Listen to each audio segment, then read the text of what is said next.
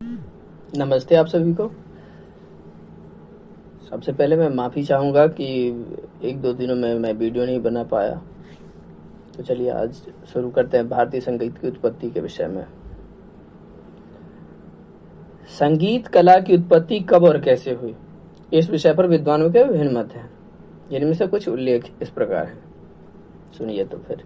पहला है, संगीत की उत्पत्ति आरंभ में वेदों के निर्माता ब्रह्मा द्वारा हुई। ब्रह्मा ने यह कला शिव को दी और शिव के द्वारा सरस्वती को प्राप्त हुई। सरस्वती को इसलिए वीणा पुस्तक धारिणी कहकर संगीत और साहित्य की अधिष्ठात्री देवी माना गया है। सरस्वती से संगीत कला का ज्ञान नारद को प्राप्त हुआ। नारद ने स्वर्ग में गंधर्व, किन्नर तथा अप्सराओं को संगीत शिक्षा दी। वहां से ही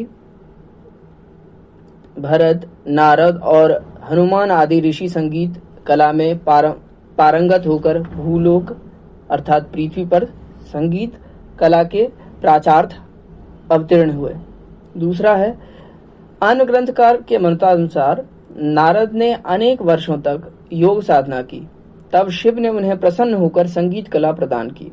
पार्वती की शयन मुद्रा को देखकर शिव ने उनके अंग प्रत्यंगों के आधार पर रुद्र वीणा बनाई और अपने 5 मुखों से 5 रागों की उत्पत्ति की। तत्पश्चात छठा राग पार्वती के मुख द्वारा उत्पन्न हुआ।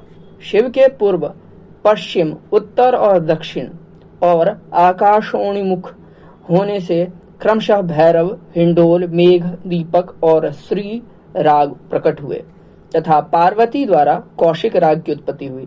शिव प्रदोष स्तोत्र में लिखा है कि त्रिजगत की जननी गौरी को स्वर्ग सिंहासन पर बैठाकर प्रदोष के समय शूलपाणी शिव ने नृत्य करने की इच्छा प्रकट की।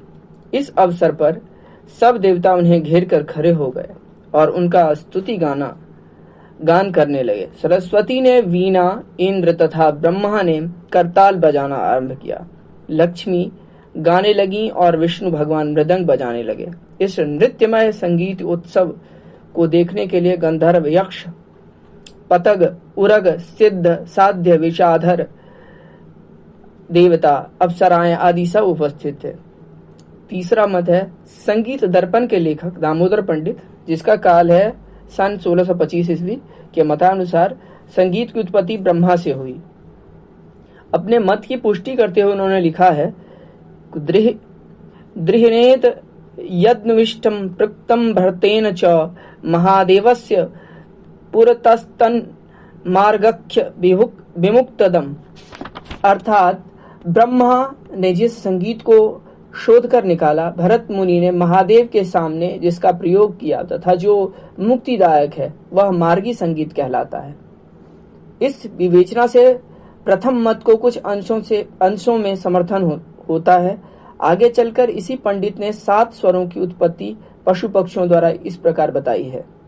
मोर से षडज, चातक से ऋषभ, बकरा से गंधार, कौवा से मध्यम, कोयल से पंचम, मेढक से धैवत और हाथी से निषाद स्वर की उत्पत्ति हुई। चौथा मत है, फारसी के एक महान विद्वान का मत है कि हजरत मूसा जब पहाड़ों पर घूम घूम कर वहां की छटा देख रहे थे, उसी वक्त गैब से एक आवाज आई कि या मूसा, हकीकी तू अपना असा इस पत्थर पर मार। यह आवाज सुनकर हजरत मूसा ने अपना असा जोर से उस पत्थर पर मारा तो पत्थर के 7 टुकड़े हो गए और हर एक टुकड़े में से पानी की धारा अलग अलग बहने लगी। उसी जल धारा के आवाज से अस्सल मलेक हजरत मूसा ने 7 स्वरों की रचना की, जिन्हें सारेगामा पा धा सा कहते हैं। 5वां मत है, एक अन्य फारसी विद्वान का कथन है कि पहाड़ों पर मूसी कार नाम का एक पक्षी होता है, जिसकी चोंच में बांसुरी की भांति 7 सुराख होते हैं। उन्हीं 7 सुराखों से 7 स्वर इजाद हुए। पाश्चात्य विद्वान फ्राइड के मतानुसार संगीत की उत्पत्ति एक शिशु के समान मनोविज्ञान के आधार पर हुई। जिस प्रकार बालक रोना, चिल्लाना, हंसना आदि प्रक्रियाएं आवश्यकता अनुसार स्वयं सीख जाता है, उसी प्रकार मानव में संगीत का प्रादुर्भाव मानव विज्ञान के आधार पर स्वयं हुआ। जेम्स लोगों के मतानुयायियों का भी कहना है कि पहले मनुष्य ने बोलना सीखा, चलना फिरना सीखा और फिर स्नेह स्नेह क्रियाशील हो जाने पर उसके आनंद संगीत स्वतः उत्पन्न हुए। इस प्रकार संगीत की उत्पत्ति के विषय में विभिन्न मत पाए जाते हैं। इनमें कौन सा मत ठीक है यह कहना कठिन है। प्राचीन ग्रंथों में संगीत का 4 मुख्य मत बताए जाते हैं: शिव मत या सोमेश्वर मत, कृष्ण मत या कल्लीनाथ मत, भरत मत या हनुमान मत। इस तरह से हैं। अब हम पढ़ेंगे संगीत के विविध कालखंडों के विषय में। भारत के इतिहास को 3 कालखंडों में विभाजित किया जा सकता है: प्राचीन, मध्यकाल, आधुनिक काल। प्राचीन काल के इतिहास को आरंभ से सन 700 ईस्वी तक माना जाता है। मध्यकाल को सन 700 ईस्वी से सन 1700 ईस्वी तक माना गया है। कुछ पुस्तकों में इसे 1800 ईस्वी तक कहा जाता है। इतिहास के इस कालखंड को 2 भागों में विभाजित किया जाता है: प्रथम पूर्व मध्यकाल और द्वितीय उत्तर मध्यकाल। इन दोनों कालों को विभाजन रेखा लगभग सन 1200 ईस्वी है। जबकि भारत में मुस्लिम शासन की नींव पड़ी। बहुधा प्राचीन काल के इतिहास ग्रंथों में पूर्व मध्यकाल का इतिहास भी शामिल कर लिया जाता है, क्योंकि इस समूचे समय में भारत में प्रायः हिंदू राजाओं का ही शासन था। ऐसा करने पर प्राचीन काल इतिहास के आरंभ से लेकर सन 1200 ईस्वी तक विस्तृत हो जाता है। इस प्रकार हम देखते हैं कि संपूर्ण भारतीय इतिहास के मुख्य रूप से 3 भागों में विभाजित करके उसका अध्ययन किया जाता है। निसंदेह संगीत के इतिहास का अध्ययन भी हम इसी काल क्रमानुसार करते हैं। संगीत साहित्य के अनुसार प्राचीन भारतीय इतिहास में वैदिक एवं परावैदिक काल से लेकर भरत के नाट्य शास्त्र एवं नारद कृत नारदीय शिक्षा को हम प्राचीन काल के ग्रंथों के अंतर्गत रख सकते हैं।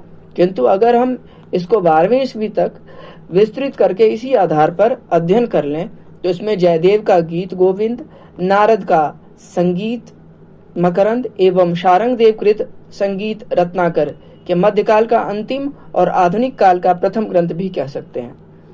सन 1200 ईस्वी से सन 1700 ईस्वी तक का काल भारतीय इतिहास में मुगल काल के नाम से जाना जाता है। संगीत की दृष्टि से यह एक अति महत्वपूर्ण काल है। संगीत में जितनी उथल पुथल अथवा परिवर्तन इस काल में हुए, अन्य किसी काल में नहीं हुए। इसी काल में अकबर जैसे संगीत प्रेमी और तानसेन जैसे संगीत साधक पैदा हुए, जिनको समस्त भारत ही नहीं समस्त विश्व जानता है। सन 1700 ईस्वी के बाद से वर्तमान काल तक के इतिहास को आधुनिक काल कहते हैं। संगीत के शैक्षणिक एवं तकनीकी विकास की दृष्टि से यह काल सर्व प्रमुख स्थान रखता है। धन्यवाद।